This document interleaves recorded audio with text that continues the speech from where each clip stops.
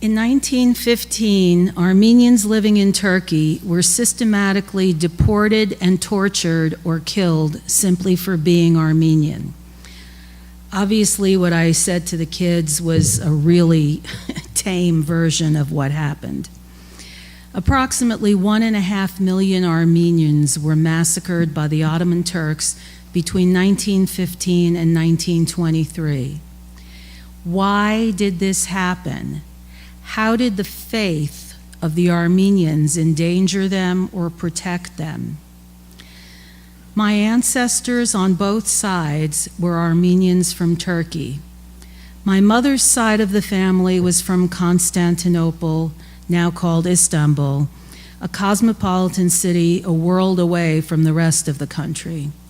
My father's side, however, was from central Turkey, Sepastia, known today as Sivas, and Gurun, sites of some of the most horrific events. Initially, I heard of the Armenian massacre, as we referred to it then, through the unspoken experiences of my great-uncle, paternal grandmother, and godfather. All I knew growing up was that the Turks did terrible things to the Armenians.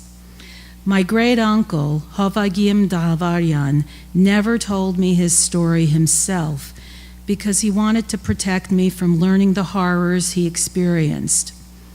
My dad, who was from a more modern generation, told me our uncle's story. And when my grandma Chris was in her 90s, she told me her story in detail, in Armenian, and on tape. Almost 100 years ago, on April 24, 1915, the government of Turkey decreed the arrest and murder of Armenian intellectuals, politicians, physicians, poets, artists, scientists, military officers, and religious leaders. April 24th is known as Armenian Martyrs' Day, and we commemorate it each year to remember what the Turkish government to this day refuses to acknowledge, that they systematically tortured and killed millions of Armenians living within their borders. Why? There are many reasons, but a large part of the answer is because of faith. Armenians are Christians, and most were unwilling to renounce their faith in Jesus Christ to protect their earthly selves.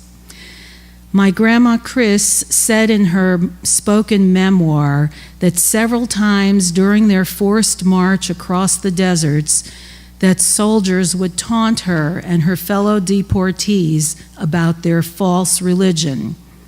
Why don't you give up your beliefs to come to the only true belief, in Allah?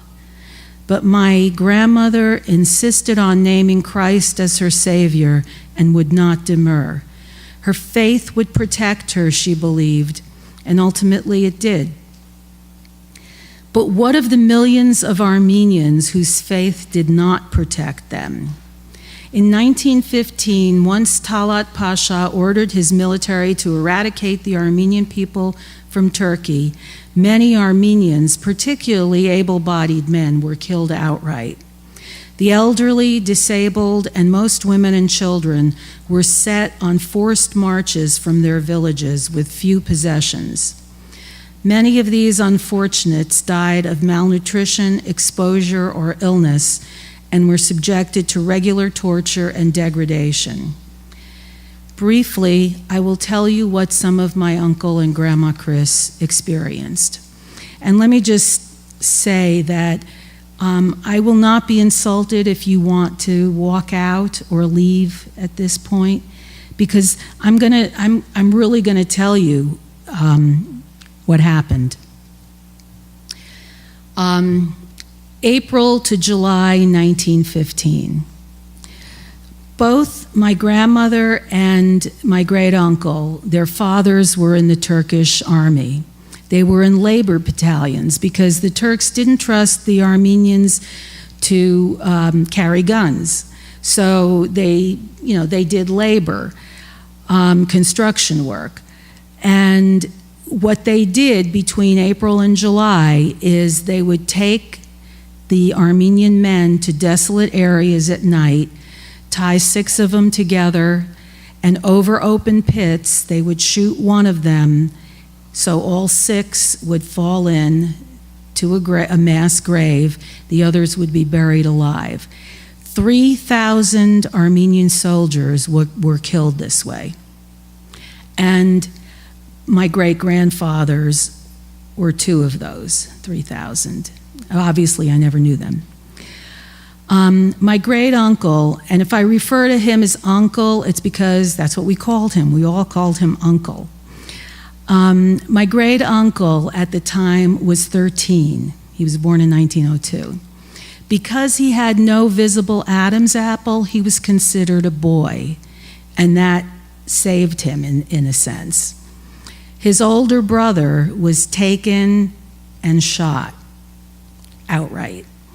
His oldest brother, my grandfather, was already living in New York City. That was my father's father. So my uncle and his mother were forced out of their home and forced to march in the desert of Turkey into northern Iraq. This went on, for a few months, and my uncle's mother developed fever and pneumonia, and she had malnutrition, and she died.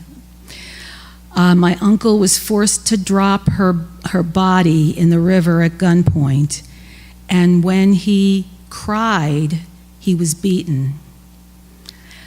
That night, he escaped. This was his limit. He escaped. And for the next few years, he masqueraded as a Turk and went from town to town, either begging, stealing fruit from trees, and occasionally getting a job when he could.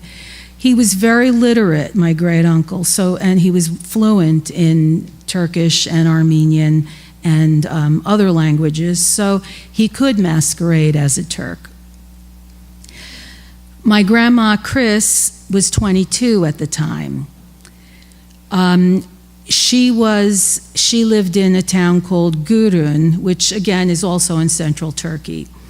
And the Turkish soldiers deported the women and children from Gurun to, they were taking them into Aleppo, Syria. Now, you have to understand that in these deportations, the Armenians were always on foot. The Turkish soldiers were on horseback. So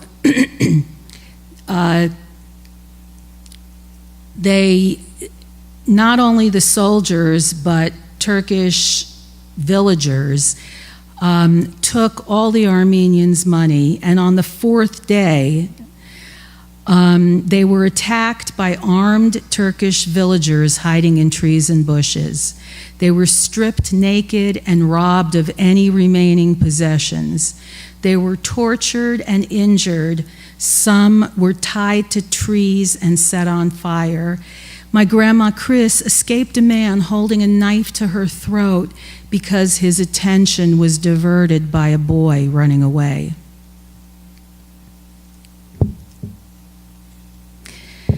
Let me say something else. This is really painful for me, and these are people I grew up loving, but I think it's so important to talk about this. I think it's important for people to know what happened.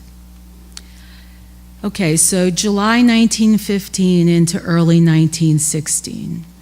My great-uncle eventually got a job as a clerk in a general store.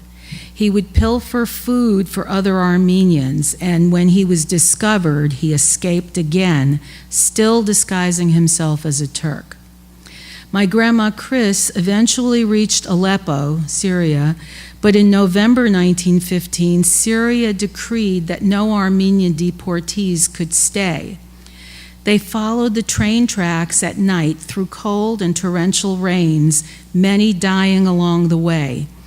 The remaining Armenians were herded into caves, about 250 to a cave.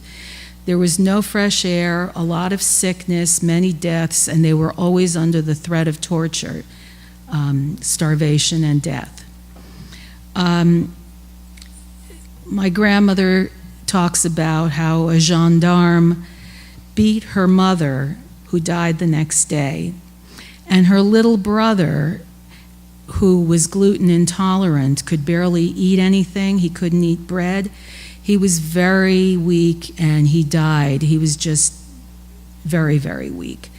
And when she described his death, you know, on tape, it was so hard for her to recall. 1916 to 1921. My grandma disguised herself as a Turk also, along with her cousin, to get work in a yarn factory.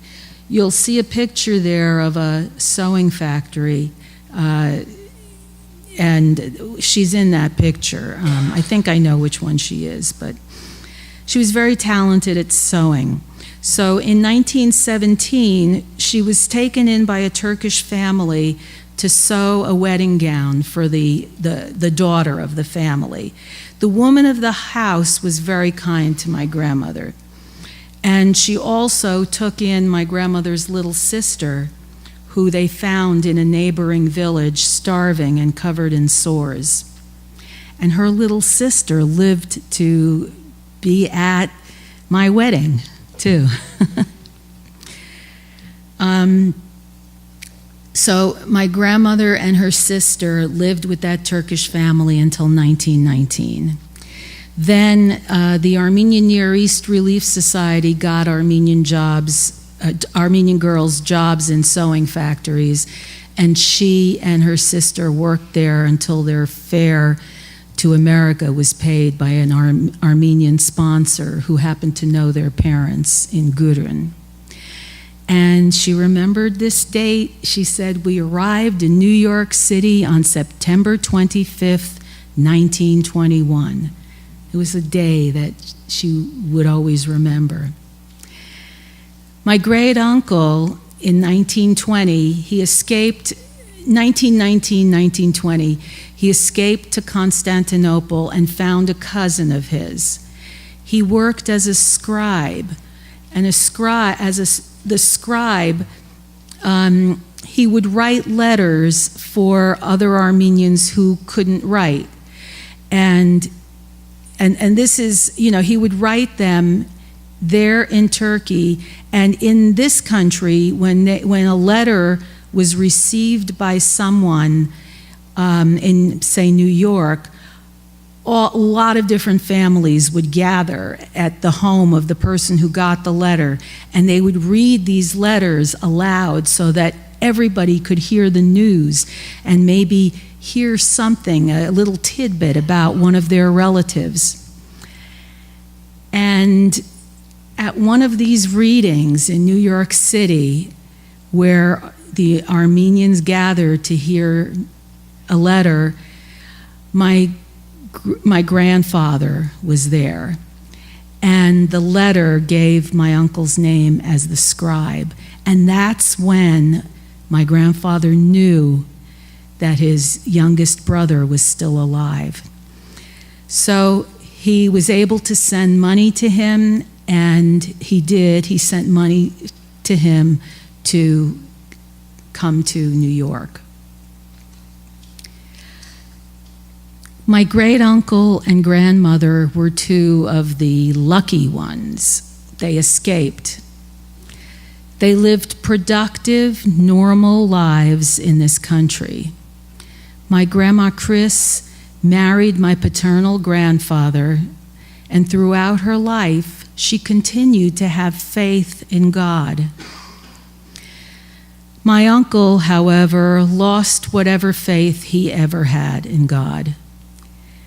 And my sister and I were talking about this the other day, and we're not sure if he ever had faith at all. He became a photo engraver, having been blacklisted as a union organizer in the textile printing trade when he was a young man in New York City. He was also executive editor of Norsepastya, a magazine for survivors from Sivas and their families. Nor Sepastia means New Sepastia, and that was the name of the journal. The horrors he saw and experienced eroded any faith he had. Two people with very similar experiences, yet they each experienced it differently.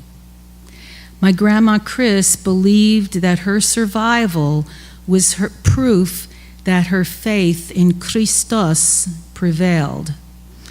My uncle, however, saw the Turks' need to kill, debase, and torture Armenians as proof that there was no God. No God would allow such needless horror. No God would butcher innocent people. My uncle's faith lay in his Armenian comrades' resilience, and he loved his family above all else. In my childhood, I was especially close to Uncle, with whom I spent 1 month of every summer when he vacationed at an Armenian-owned lodge in the Catskill Mountains. I like to think that some of his spirit was passed on to me.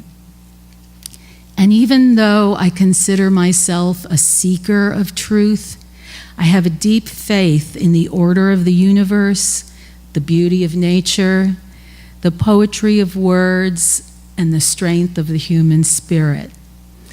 I will never forget what my uncle and Grandma Chris lived through, and I never want the world to forget. That's why I continue to speak of it whenever I can, even though it hurts me deeply to do so.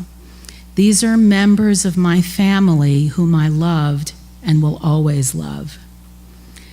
Their memory lives on in me. As thinking, caring human beings, we must never forget. Amen.